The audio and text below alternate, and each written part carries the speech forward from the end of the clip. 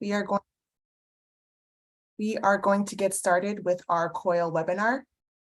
So I just wanted to thank everyone for joining us. I am Armini Pierre-Jacques, the Community Health and Policy Associate at the New Jersey Healthcare Quality Institute. The Quality Institute is a multi-stakeholder membership organization that advocates for improving the safety, quality, and affordability of healthcare for everyone. The Quality Institute oversees a statewide initiative called Conversation of Your Life, or COYL. COYL engages communities in conversations about advanced care planning. These conversations can include how to talk about your wishes to loved ones, discussing hospice and palliative care, and the legal advance directive documents that should be considered. COYL is active in 15 counties across New Jersey and provides educational programming around these important issues. With that said, the focus of today's webinar will be caregiving.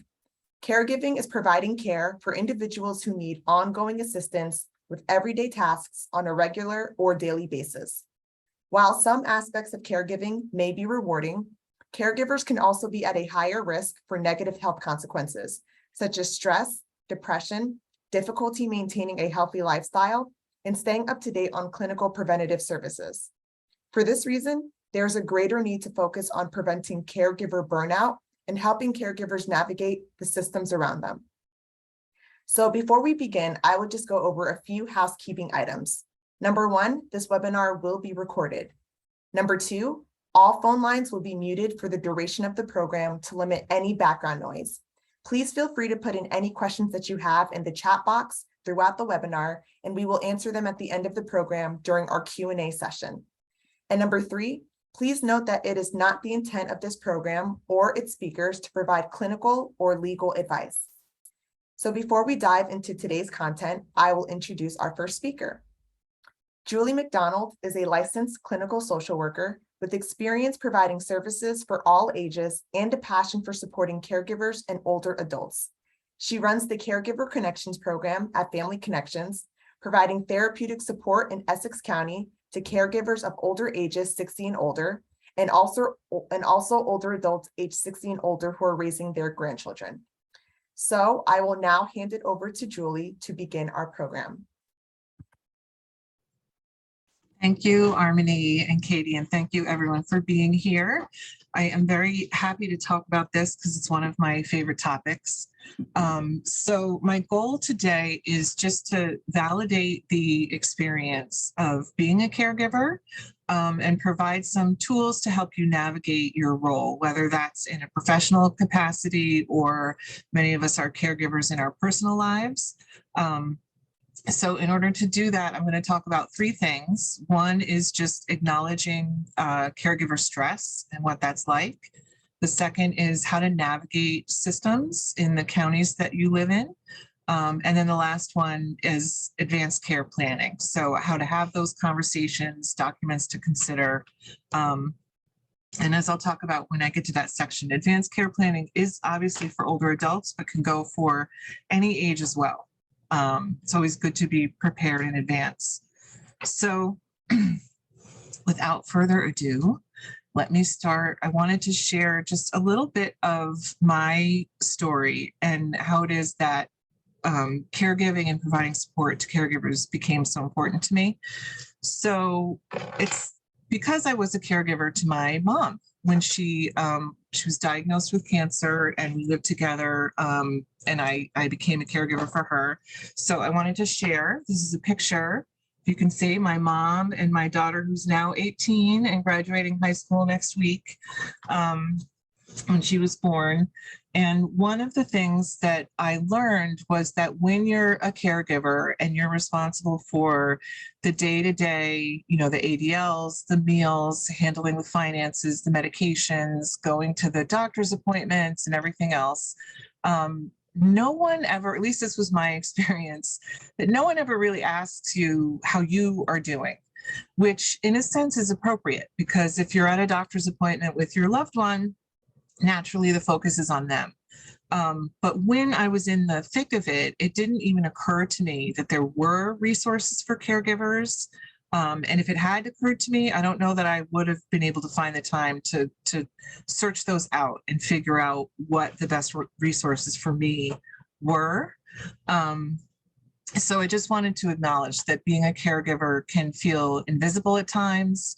There's a lot on your plate, and it can be easy to kind of just focus on everything that has to be done and sort of forget about yourself or not know how to reach out for support. So I wanted to share a couple quotes about caregiving that I think really speak to that for me, that stick out. And all of the information that I'm sharing and providing today, you'll have available to you, I think, unless if you may have received it already, in handouts and things through email. So I think you'll have these quotes as well. The first one is by Dana Reeve, Superman's wife, and she said, "It is so important as a caregiver not to become so enmeshed in the role that you lose yourself." And this is my soapbox, that you have to put your own oxygen mask on first. So hopefully today we can help you all to do that. The second one is by Naomi Judd, who said, "When you're a caregiver, you need to realize that you've got to take care of yourself, because not only are you going to have to rise to the occasion and help someone else, but you have to model for the next generation." And I would add to that, that it's also because you just deserve it as a human being to take care of yourself. So just looking over my notes. Yeah, just talking about all of the extra duties that you take on, the fact that you're expected to do it with grace and patience and some level of skill. Trying to find training and support for that can be difficult. So these are all different factors to consider when you're in that caregiving role. Okay, in terms of navigating systems when you're a caregiver and finding resources, with Family Connections and the Caregiver Connections program, I would receive phone calls sometimes from people who wanted to become clients of the program, and also professionals as well, who were just looking for support and resources for themselves. So I wanted to talk a little bit about how things work on the federal and state and county level. Because a lot of those services and funding will help support people across the board, but also especially people who are challenged socioeconomically, because they'll have income eligibility guidelines and things that are available for people who maybe can't afford to just pay for services on their own. So in terms of navigating the system, the important thing to understand is the Older Americans Act. It's Title III. It's a federal grant for state and community programs. And what it does is it gives federal funding to support activities that help older adults live independently and remain part of the community, which is what most of us want. And in a course of doing that, they have a lot of services and programs available for caregivers. Because if you're giving good caregiving in home, you know, it helps to prolong the person's ability to stay in the home instead of going into an assisted living facility or something like that, which gets expensive.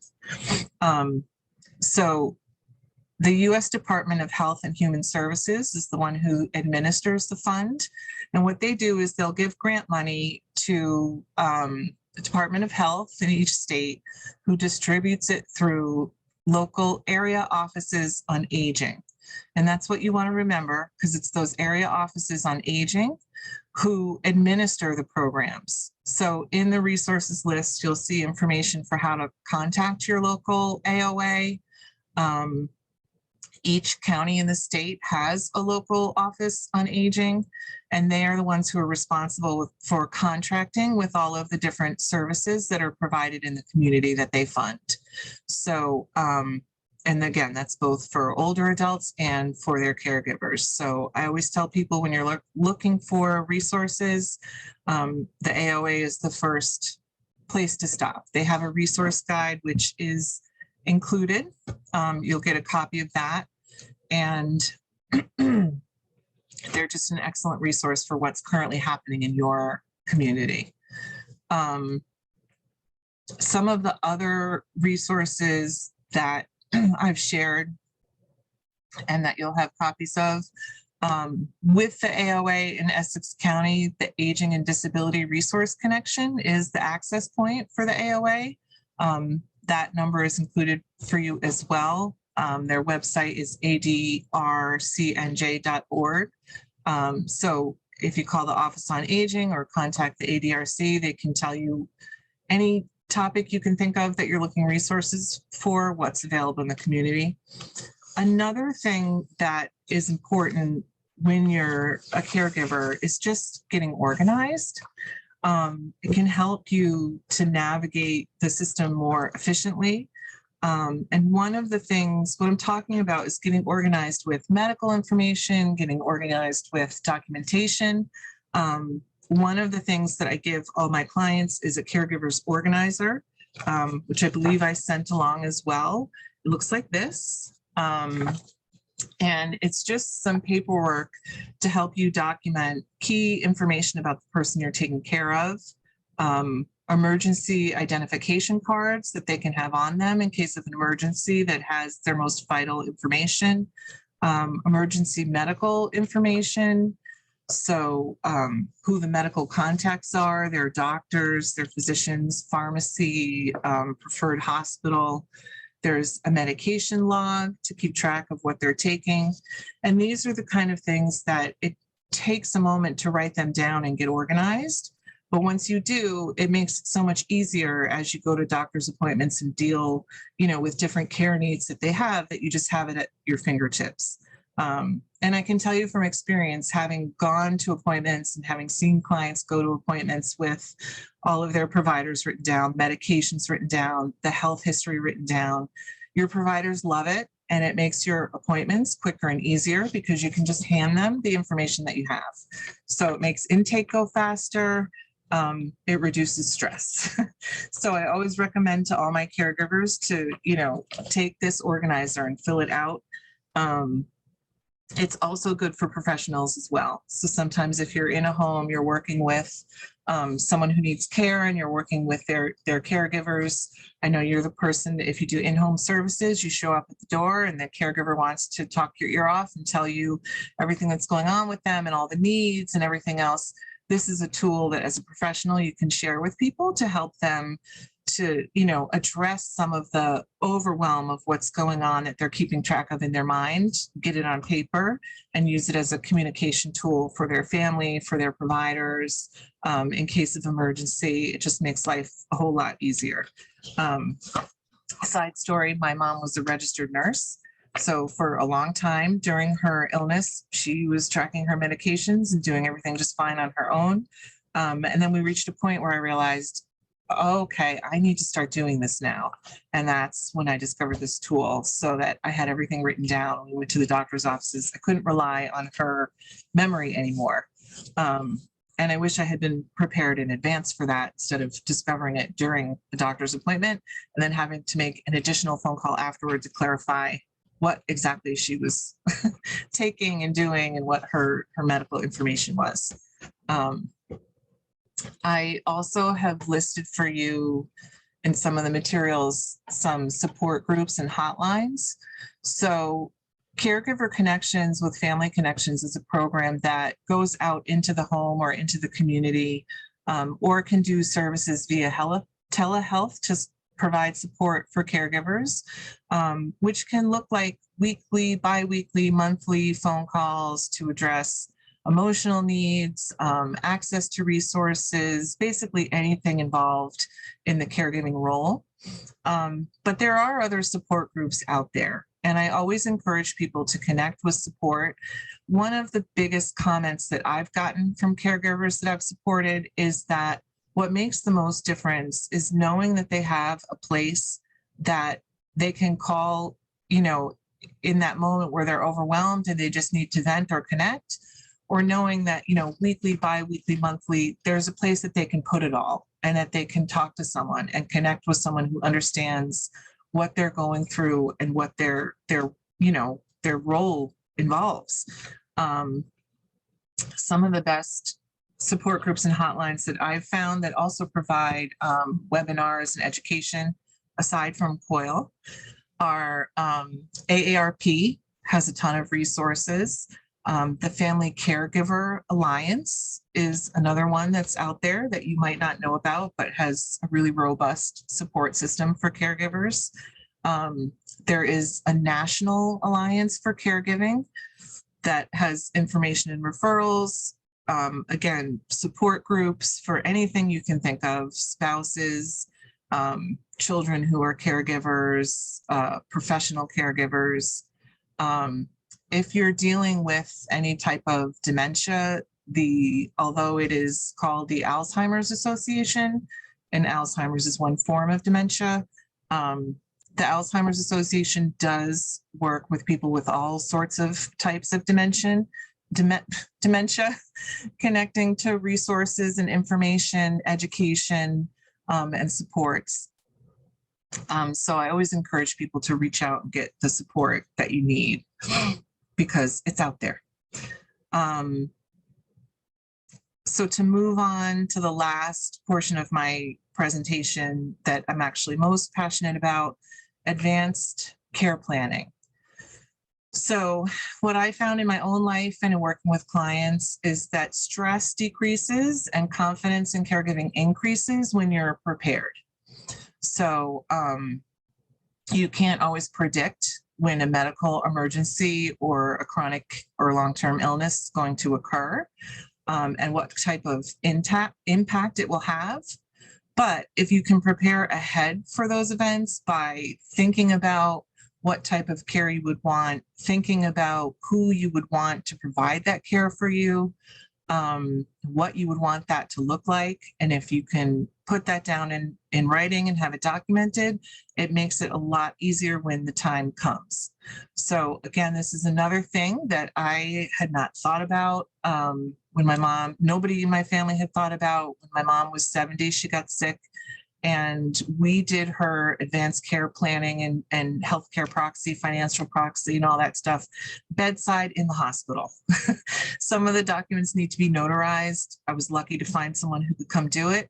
But again, I wish I had done it beforehand, and that's part of the reason that I, like to spread the word about that now.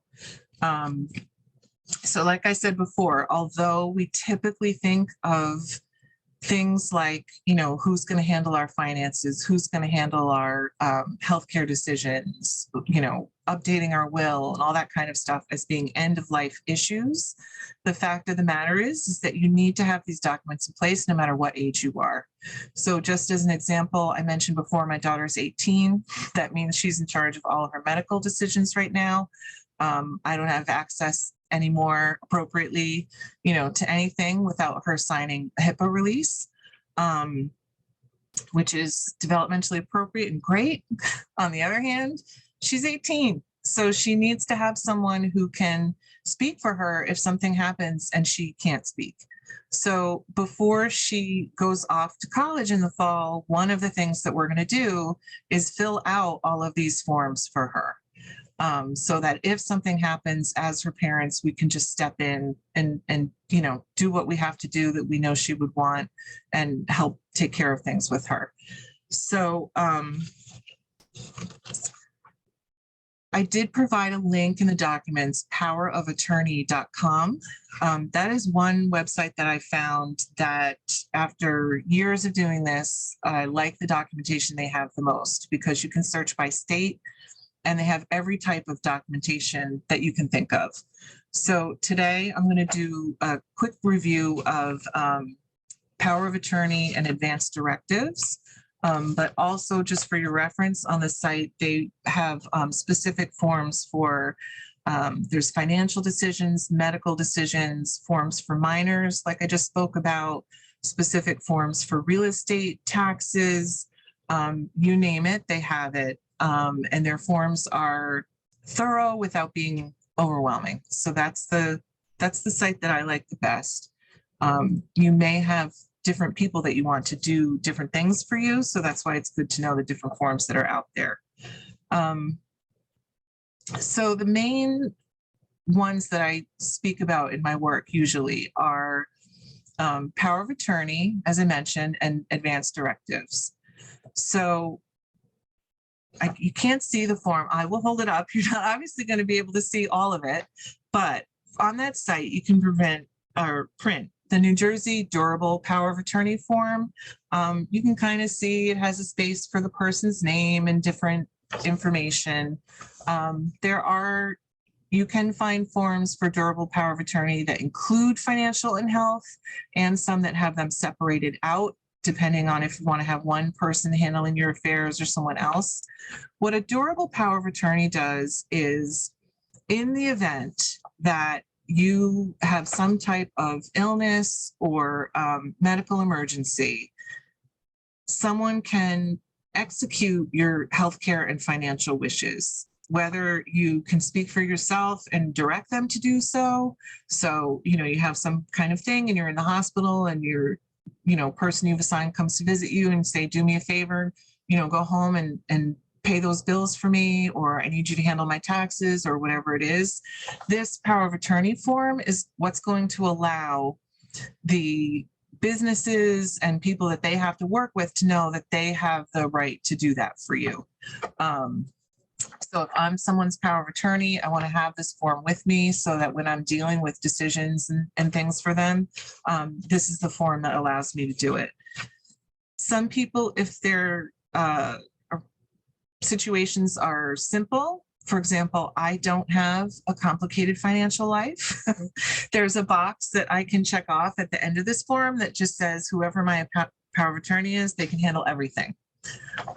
If you have a situation that's more complicated, you can initial different things that you want people to have, control over. So it goes through property transactions, stock and bond transactions, banking, business operations. I mean, you name it, this form covers it. So you can specify exactly what you want. For the power of attorney form, it does need to be notarized. So you need 2 witnesses and a notary. And then you're all set for someone to help you with your decisions. Same thing for healthcare proxy. Power of attorney and proxy, they use interchangeably. So you can have someone who is in charge of, all of your healthcare decisions, certain decisions. It can be really detailed to exactly what your wishes are. And these power of attorney forms, once the person passes, they're no longer applicable. So it's only while the person is still living that they have control over these affairs, which is good because, you could have someone who you give power of attorney to, but there's someone else who's managing your estate after you pass, which is a whole different set of documents we're not going to get into today. And then in terms of advanced planning, also on that website, there's an instruction directive. And again, I like the one that's on that site because it goes through all the details if you want to do that. And it also has some really simple check boxes if you don't. So you can check off that you want all medically appropriate measures to sustain your life. You can say there's circumstances in which you wouldn't want intervention and what those are. You can specify if you'd like to be an organ donor or not. And you can put specific instructions all on this one document. This advanced directive does not need to be notarized. It just needs 2 witnesses. And so that's the one I recommend from powerofattorney.com. Aside from just knowing what the documentation is, which is power of attorney forms, advanced directive form, the biggest thing is, how do I have the conversation? So I've included resources as well. There's a ton of stuff out there. The Conversation Project is one that I like a lot.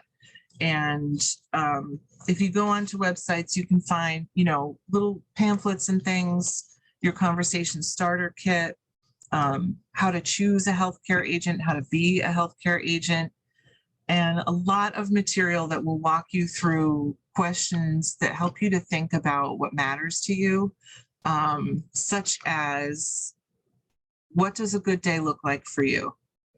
How do you like to spend your time? What or who supports you during difficult times? What matters to you through the end of your life? As a patient, do you want to know only the basics about your treatment or every detail about your treatment? if there's a medical decision, do you want your doctor to do what they think is best?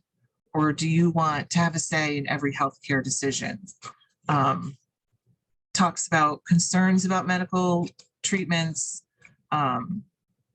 If you're diagnosed with a serious illness that could shorten your life, would you like to know how fast it might be progressing?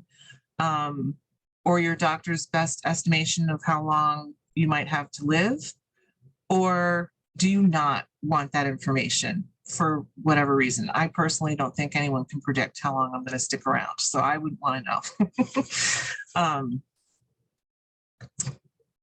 And where do you prefer to be toward the end of your life? Do you want to be home? Would you rather be in a facility? You know, everyone has different opinions about all these things. So I highly recommend that people, you know, check out the resources that walk you through those conversations, because they will literally take you step by step, thinking it through for yourself, but also how to have the conversation with your loved ones, so that then you can put it into writing in an advance directive. And even if you don't, you've had the conversation, so people know what's important to you.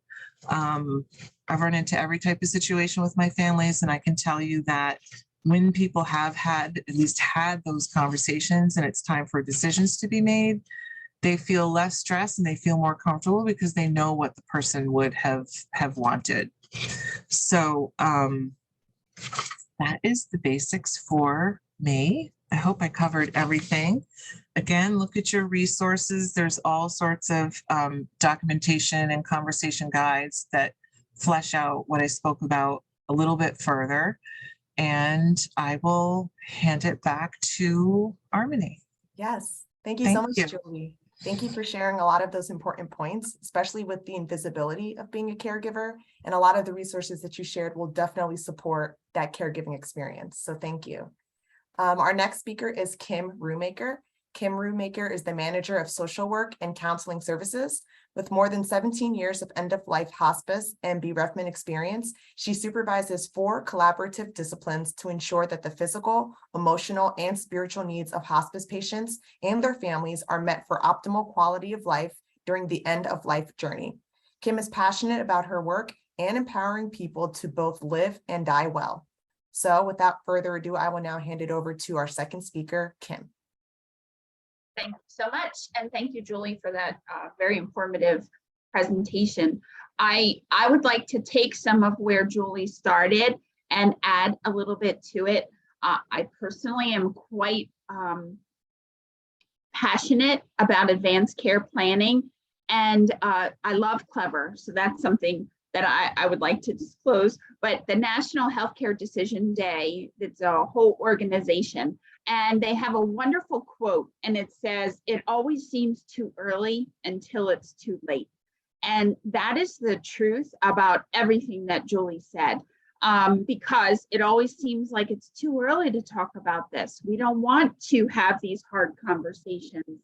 And the reality is that often Julie and I step in when it's too late, especially for myself, because we care for a hospice population here at Samaritan, or palliative care. And sometimes folks just lack the understanding about what the guidelines are, what are the legalities of things. So it always seems too early until it's too late, but now is the appropriate time to have conversations that are hard and do planning, even if it is hard. So what I would like to talk about in addition to that is a little bit how do you maintain yourself? That invisibility factor, that task factor where you're focusing on everyone else, but not you. Whether you're a professional caregiver or whether you're a personal caregiver, the thing is that you may have chosen to do this, you may not have chosen to do this. And often I say in healthcare, we care for all types of people that we would choose to have a relationship with, and people that we would not. We're human beings, so sometimes we like what we're doing, sometimes we don't, and that can really have an impact on how we view the care that we provide. So what I suggest is you take a moment as a caregiver to take stock on yourself. Who am I as a caregiver? What is it exactly that I'm coping with? Not only do you have to have truthful, compassionate conversations about what's happening for the person you're caring for so that you can do that planning that Julie mentioned, but you also need to do it for yourself. So Julie and I can give you all the tools you need in order to care for yourself well, but we can't make you do it. We can encourage you to do self-care, but we can't make you do it. So it's time for you to have a heart-to-heart with yourself. What does it cost for you to be a caregiver? And I'm not talking about the financial cost. What is the cost of caregiving for you? Is it that invisibility? Is it exhaustion? Is it disorganization? It could be financial. There's a lot of things that could cost you to be a caregiver. There are also a lot of benefits of caregiving in terms of fulfillment, time, purpose. But do you compromise yourself for others' needs? How much time do you give to yourself? Do you end up with no time left? Do you put your whole self into your caregiving role? Are you reluctant about it? How do you feel about the person you're caring for? That really influences what you do. So the reality of self-care is often folks will think it's like fluff, or it's some kind of indulgence, like going to the spa or something magnificent like that. The reality is that it's essential. Caregiving is essential. You can't pour anything out of an empty vessel. If your coffee cup is empty, you can't drink anything out of it, you can't share it. So imagine yourself as that coffee cup, that vessel. You are the most important tool that you have. If you're somebody's caregiver, they rely on you, correct? They are the ones who look to you for what they need. And you are the best thing you have. Your hands, your heart, your words, that is the most valuable tool that you have. So don't you want to take care of it so that you can continue to have yourself be present and not be in a place where you're like, I can't. I have nothing left to give. And that is the truth, whether you're a professional caregiver or personal caregiver. It is a hard lesson to learn, and I will be the first to acknowledge that it is not always easy. And I am often very willing to sacrifice myself for the well-being of others. But then I can't keep doing it over and over again. I lose my creativity, I lose my zest, I lose my smile. There are a lot of things that are consequences of choosing not to care for yourself.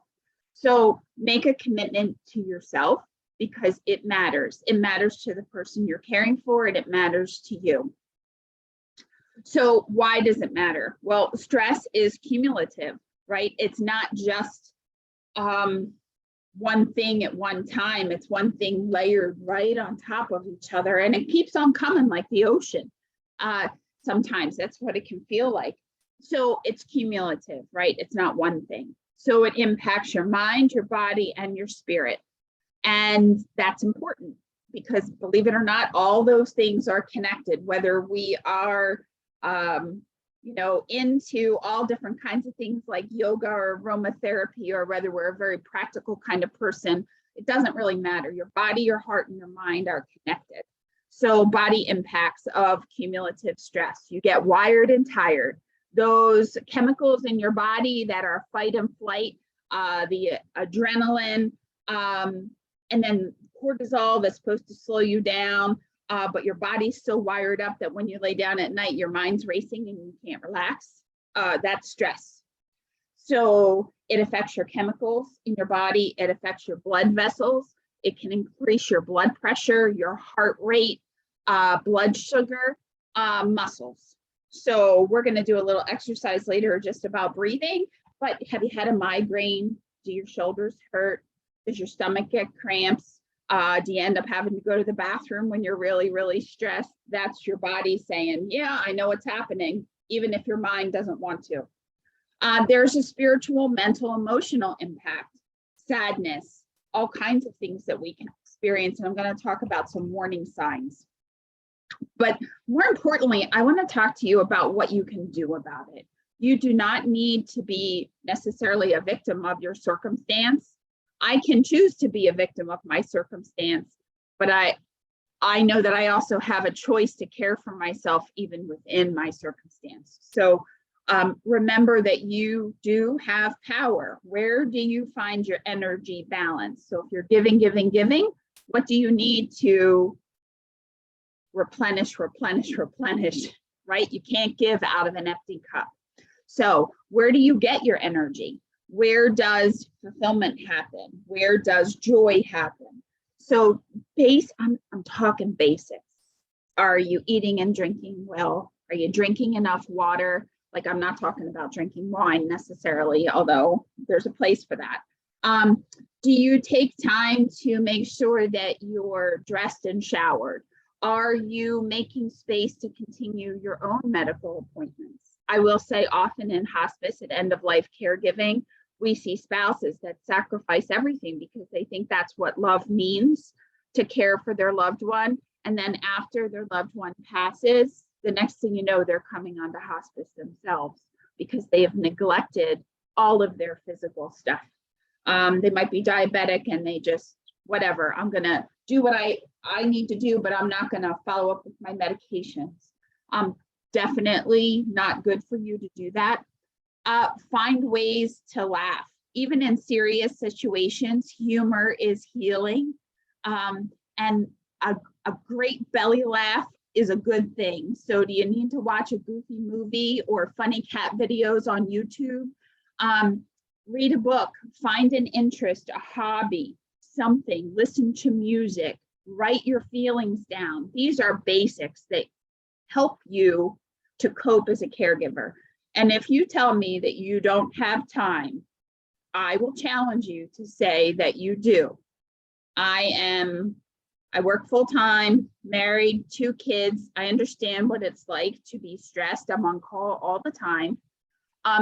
And if I say I don't have time to take care of myself, it's really not true. It's that I haven't chosen to pay attention to the time where I can do that. I can take 5 minutes out of my day and write down my feelings. I can take a 5-minute walk at lunchtime. I can sit and do a breathing exercise for myself.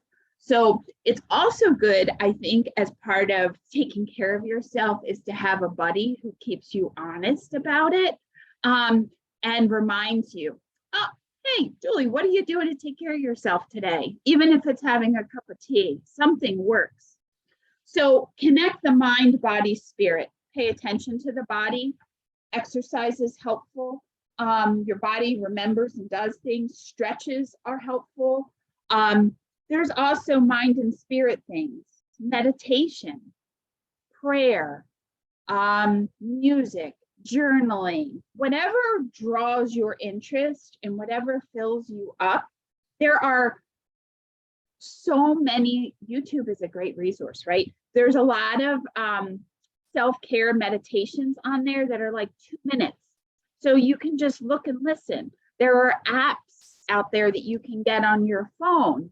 Apps that we use at Samaritan for our patients are Insight Timer has a lot of great like word meditations that you can listen to, or just music.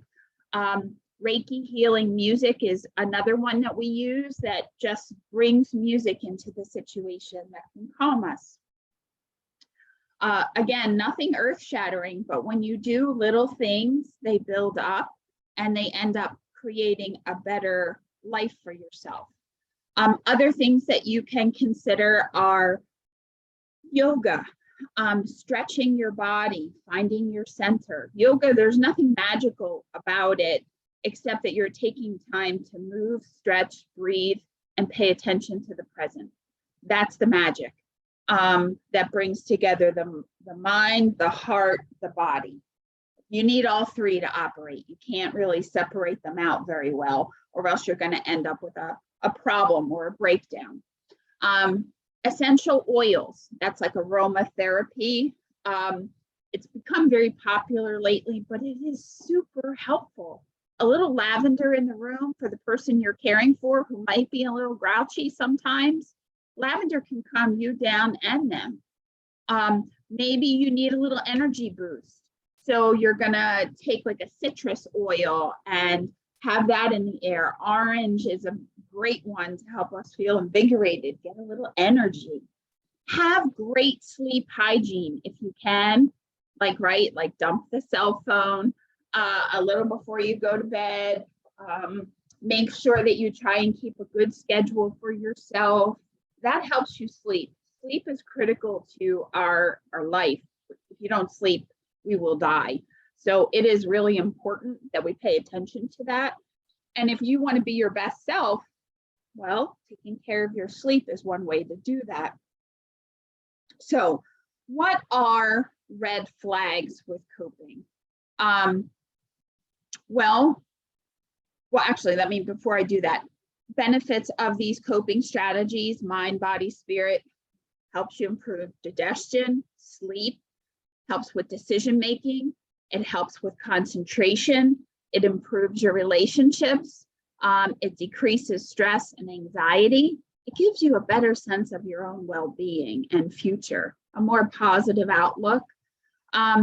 It changes your ability to cope with problems and change as they occur, right? Because you're building yourself up a little bit to have some more confidence or some more feeling stronger in yourself. And that helps with moving forward. So there are benefits to this. Maybe you're also just plain old happier to be around. And if you're caring for someone, don't they want you to be your best self, right? Like, don't you want to enjoy your time together a little bit? And so if you're happier in yourself, you can be more present and happier to be with. I like the logical. I don't like trying to add a lot of extra. To me, this just makes good sense. So when you know you're not caring well for yourself, well, you're maybe drinking too much wine or substances that are helping you relax or not focus on things because you need a distraction. So substance abuse can start to occur. You're not sleeping or you're oversleeping. Those are signs that something is off. You have suicidal thoughts or thoughts of harming self or others. Everybody would be better off if I was dead. Well, that's really not a true story. It's a dangerous pattern that you can get into with your thinking. You're losing interest in activities that normally give you joy, or you don't have a sense of being worthy or have self-esteem. Your moods are changing dramatically.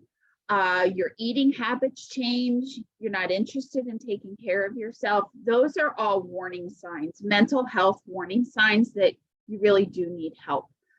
In the handouts that we have that are going out, I encourage you to think about if you have those needs, to contact a suicide prevention hotline, or there's a text line to call Contact 211, or to really look at some of those resources that Julie has put together and decide that I need to connect with something more professional beyond myself to help me caregive. But for myself, maybe I need to see my physician, maybe I need counseling. Everybody needs support at some time. And I think it's a sign of strength to be able to do that. It's not a sign of weakness. It's a sign of strength that you're able to care for yourself. So those are things that I really want you to pay attention to because, again, you're the most valuable tool that you have. So how do you prevent this burnout? How do you cope? Well, make a commitment. Actually say out loud, I'm worth it. I need a care plan, not only for the person I'm caring for, but for myself. So I will tell you, if you Google just self-care plan, there are a whole bunch of outlines that you can use. Actually, the video is not doing them much good, but it can list out just, okay, what are the things that make me feel good? What helps me to focus? Where do I have time to do it? What day could I do something, right? You start small, you be realistic. You can drink more water every day if you have a water bottle and you fill it up, or you remind yourself, set a timer on your phone. Did I drink water? very, very helpful. Commit to the plan.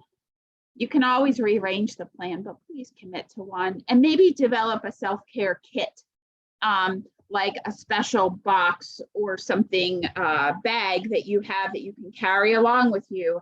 And maybe you have a little essential oil in there, or you have a healthy snack bar in there so you remember to eat. Maybe you have a book or a journal so that if things are on your mind, you can write them down. What else can you have in there? You can have, I'm a big fan of sticky notes and being realistic. So you can put sticky notes anywhere to remind you, breathe. And you might say that's silly. You know, breathing is free. We all do it, but we really don't all do it well. In hospice, I often see breathing and anxiety coming together. When we don't breathe, we get anxious. When we're anxious, we breathe less.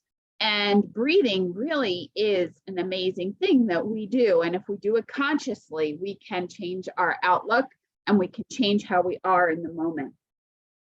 So set whatever your goals are for yourself, use sticky notes, put them in the car, put them in the bathroom, put them on your nightstand, put it on the back of your cell phone. They're very helpful tools to remind you. I also suggest have a buddy, somebody who can keep you honest with taking care of yourself.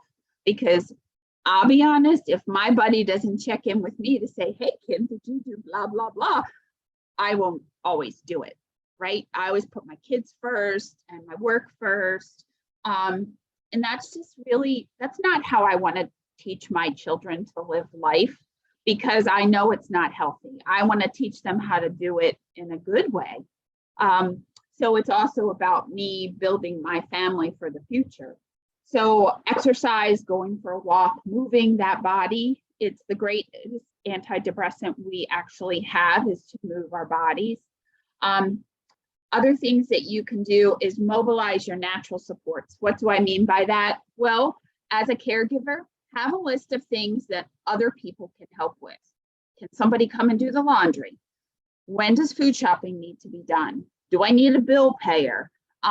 What is it that I legit that somebody could help me with? Because what I hear a lot from caregivers is, well, everybody says that they want to help, but nobody shows up to do it. Well, there's a couple reasons for that. One, maybe you didn't tell them how they could help, because people really do want to help. It makes us feel good too to help. But if I don't tell them what they can do or when they can do it, well, they're not going to do it. The other thing is have a calendar. If you need a break, if you need somebody to be there in the afternoon, if you need somebody to take mom to get her hair done, or something like that, or you can't be at a doctor's appointment, can they go and be a scribe for you and just write things down? Have a calendar, have a list. And that is a great way to use your natural resources, because people really do love you and people basically are good and they really do want to help out. We just need to help them help, if that makes sense. So I think that is a good balance of a self-care plan. Some of the things that I've talked about, meditation or prayer, journaling, good eating, writing those things down, balanced with some of the tasks in the advanced planning that Julie talked about, I think it makes being a caregiver very doable. So that's my part. So I'll hand this back to our Harmony. Yes, thank you so much, Kim, for sharing those important points. So we're going to move into a very brief interactive activity, which will also be led by Kim. And this will be able to help us to practice self-care. We know that self-care is a journey, and for some people, they're either starting it or they're really experts at it, but this is just a really brief interactive activity for us to all practice self-care. So I did some of that conversation or some of my presentation about breathing.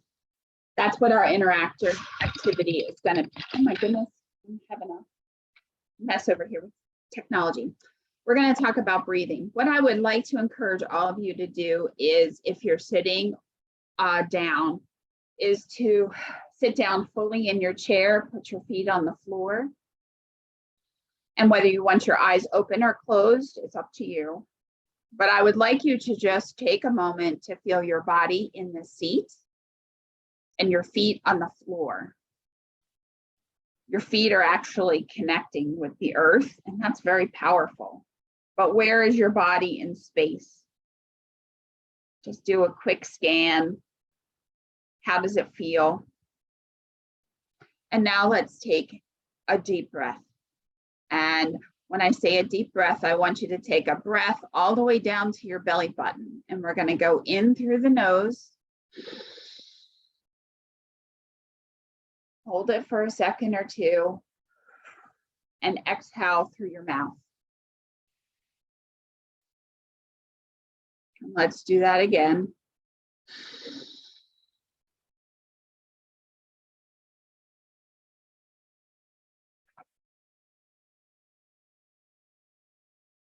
I have to say, after presenting, I really needed to do that because I got nervous. Did any of you feel a change in your body? My muscles right around my neck and my shoulders just went down a little bit.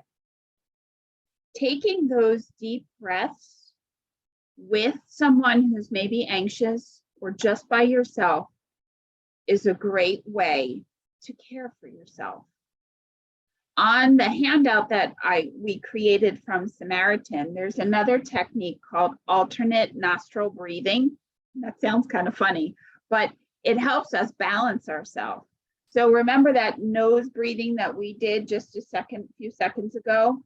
I'd like you to take your thumb and your forefinger, and you start with your right thumb applying pressure to your right nostril. So just like this. Right? And take a breath. Hold it. And with your forefinger, put it on the other side of your nostril and let your breath out.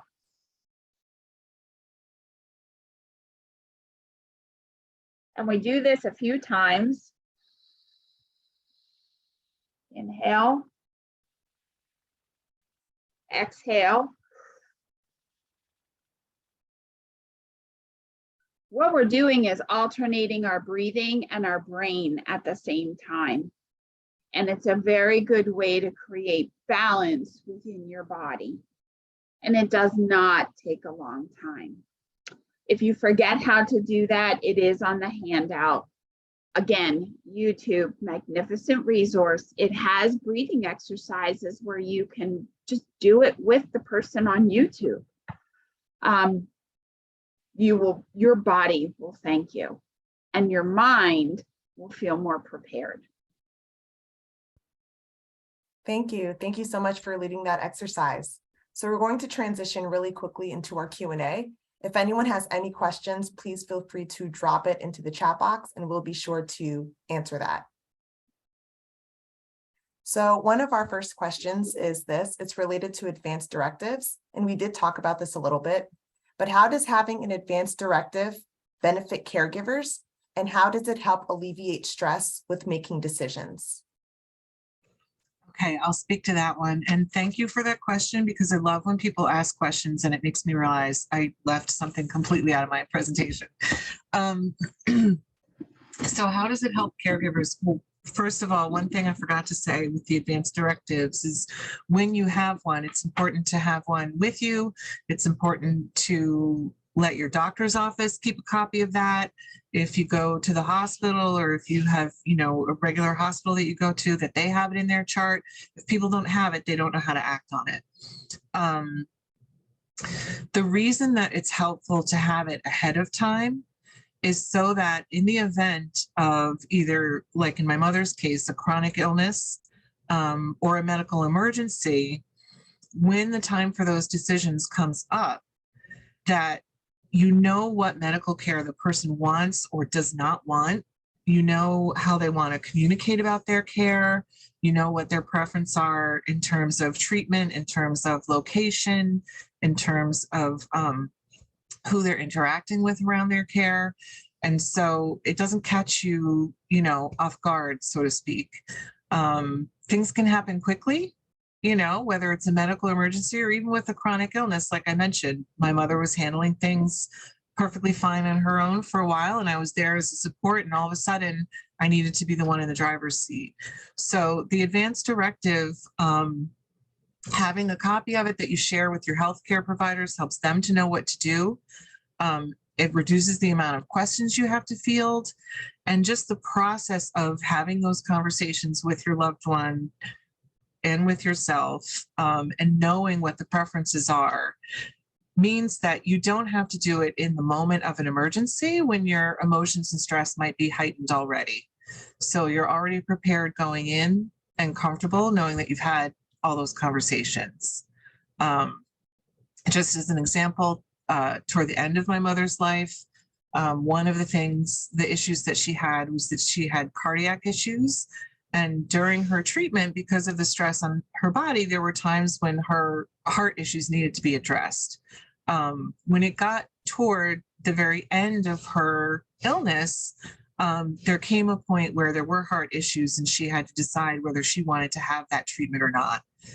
Because she and I had had so much conversation around this, and because it was in her advance directive, she was able to say no to further treatment and not only have it respected by the treatment team because it had already been documented. So there, if you don't have documented interventions that you don't want, the Hippocratic oath that people in the healthcare system take is that they're going to do life-saving measures under every circumstance. So because we had it documented, they were able to respect her wishes. And because she and I had the conversation, I was able to respect her wishes. So we had talked all that through. So it was much less emotional in that moment. And I was able to be present and connected with her rather than flustered by this decision that was being made. So I hope that answers the question. There were two parts. Did I answer both parts of the question? Yes, you did. You did Okay. answer the question. We do have another question in the chat box. What's a good place to find resources to help our parents find help with services or assistance they may need? I see it, and that's uncovered. So as I mentioned, the first place that I would start is the local area office on aging and the ADRC, which you'll see the websites and the hotline numbers for both of those resources are included in the materials that you'll receive. Those will guide you toward the resources that are available in the community that are funded through the area office on aging. Beyond that, there are other resource guides that I included through Atlantic Health System. I can't even remember now offhand. There's like 3 or 4 different resource directories that I use frequently that pretty much cover everything that's out there. But I would start with the county because they do have a lot of programs for services that aren't covered. And then, you can use some of those resources to look for other things that are, say, like maybe private, not county funded. Great. Thank you so much. So that is all the time that we have for today for all of our questions. Again, as a reminder, all of the resources and the handouts that we talked about today will be sent to all of you via email. But we just wanted to thank everyone for joining this webinar. We hope that you all took something away from this, and thank you for joining us for today. Thank you, everyone. Thank you. Bye-bye.